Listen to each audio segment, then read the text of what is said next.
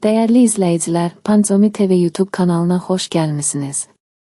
Zəhmət olmasa videonu axıracan izləyin və bəyənməyi unutmayın, dəstəyiniz üçün təşəkkür edirik. Bunun əvəzində isə onlar Qazax dilini öyrənməyi üstün tutublar. Qazaxıstan Milli Müdafiə Universiteti Azərbaycan hərbçilərinin bu istəyinə görə Qazax dili kafedrası açmağı planlaşdırır. Universitetin rektoru Asker Mustabekov deyib ki, universitetdə adətən Çin, Hindistan və Fransadan gələn hərbçilər ilk olaraq rus dili kurslarına cəlb olunurlar və daha sonra təhsilə başlayırlar. Azərbaycanlı hərbçilər isə bunun əvəzində Qazax dili kurslarına yazılmaq istədiklərini bildirdilər. Ona görə də sentyabr 1-dən universitetimizdə Qazax dilinin tədrisinə başlayacağıq.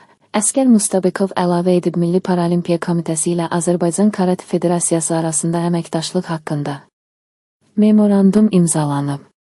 Pancomi TV xəbər verir ki, Milli Paralimpiya Komitəsində keçirilən tədbirdə memorandumu komitənin baş katibi Toğrul Rəhimov və Azərbaycan Karate Federasiyasının baş katibi Qabil Sayadov imzalayıblar.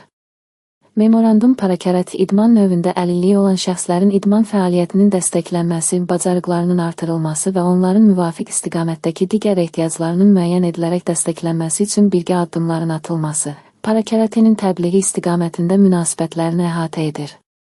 Görüşdə Milli Paralimpiya Komitəsinin İdman şöbəsinin müdiri Cavad Axundzadə və Azərbaycan Karate Federasiyasının Parakarate Komitəsinin sədri Rənad Əliyev də iştirak edib.